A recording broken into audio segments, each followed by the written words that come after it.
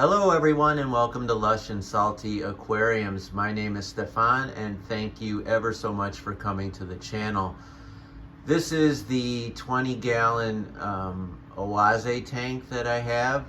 It's heavily planted obviously, and I've recently done some videos on it, but I wanted to come back to it again to share with you something that happened and how I sorted it out and came to a logical and likely correct conclusion, so that in the fairly likely event that something like this happens to you, you'll be able to put it on your checklist to see if indeed the same thing is occurring in your aquarium. So what the hell am I talking about? Okay, so the other day I did a significant trim on this tank.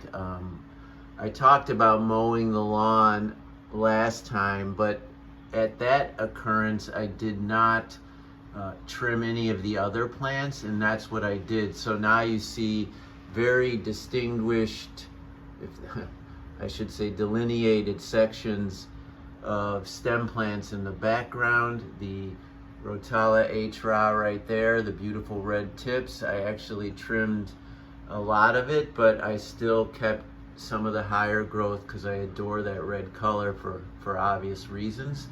And in the center, a very healthy group of Pogostem and Octopus, and then the Lemon Folio Sessiflora. I know I'm not saying that right, but that's the stem back there. I love that plant. It grows really fast. I call it the Dr. Seuss plant because it has these adorable structure that reminds me of the drawings of Dr. Seuss, kind of pom-poms every half inch on the plant. There's a cluster of these wonderful leaves, and when you have a tall stem, it really does look like a cartoon of sorts, or at least like his cartoon. But anyway, I love these three background plants, and then I've been able to tame the Hygrophila pinifida in the midground here, so that it's more the epiphyte, in that it's tighter and bushier, not leggier and stem-like. Nothing wrong with that. I have it that way in other aquariums, but in this one I wanted it like that so as not to compete with the stems in the background, and then obviously the carpet of dwarf hairgrass mixed in with some Helanthium and dwarf sage, no doubt, and even some moss. A bit of a plague, kind of like dandelions, just sort of in there, in between and betwixt. So that's the overview of the tank. It's kind of not the topic. Man, I'm really fumbling and bumbling, so I beg your pardon. What happened was, after I did all that trimming, the next morning I did my more or less weekly water test with the API test kit. And this tank has historically, and that means in about 8 to 12 months that it's been up, this has been the best water parameter tank I have, and that the nitrates are super low. It's low pH, it's 0 ammonia and 0 nitrites. However, the other day, after 12 hours after the trimming, I had a unusual significant spike in nitrites, which are worse than nitrates, you know, and potentially lethal to your fish. And I had no idea how and why that happened, and so I literally was laying in bed that the night after I took the readings, wondering, you know, I could just go gonzo and do more water changes, and obviously I did do another water change, but what caused it, right? And there was nothing wrong with this aquarium, no dead fish, and that would just create ammonia in the short term that would convert to nitrite. And you know, I wasn't feeling it, and I wasn't feeling that it was a dead creature or dead plant matter that was contributing to high ammonia, which led to the nitrite spike. So what was it? I hadn't messed with the filter, and it's a great filter, the ADA Superjet, and I didn't go into it during that cleaning. I didn't add anything different to the aquarium in terms of livestock or chemicals.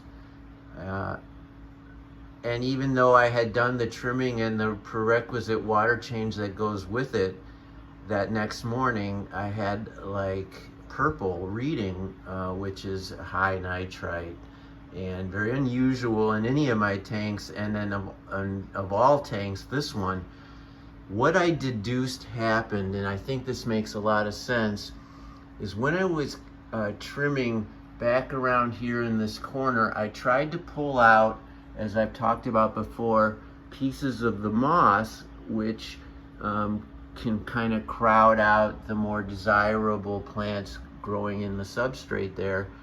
And so with my long tweezers, I was pulling it, and the moss was so attached to the hair grass and what have you, it pulled up the carpet sort of like a big scab. It just kind of lifted up.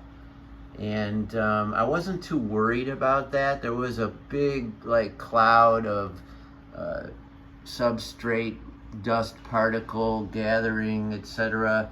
And that's where I started to come to the conclusion that when I lifted that up, and we do know that when we disturb our substrate after a period of time, even in a very healthy tank, it will release bad things into the water, and often in very condensed and prolific amounts. And I believe that big cloud of brownish dust, like a bloom, like a big puff of smoke that came out when I lifted this corner up, even though I, sucked some of, what I could out with my siphon and patted this back down, and, this will grow and be fine. It already, if I didn't point it out, you probably wouldn't notice. You can see, however, that it has been disturbed more than the rest as I single it out. So that bloom, that dust cloud, is what I think caused the spike in nitrite, because the bad things, and I don't want to get too into science and I don't want to say the wrong thing, but it's the negative bacteria from not having any real movement or activity down there for it to help cycle. It will gather and stagnate, and then when you release it, all of a sudden you get this problem. And that's why I think I had a huge spike in nitrite in this otherwise super healthy aquarium. I have normal nitrite levels now. I did a significant water change, and I didn't panic, and I didn't do anything. I didn't add, some of those costly ammonia and phosphate reducing pads into the filter. I didn't do anything other than think it through, do some research, go through sort of a mental checklist of what could have caused it and what didn't. What did I do differently in the last 24 hours? Obviously the big plant trim, and that further dialing down into the section I talked about when I pulled this up and the big dust cloud emerged.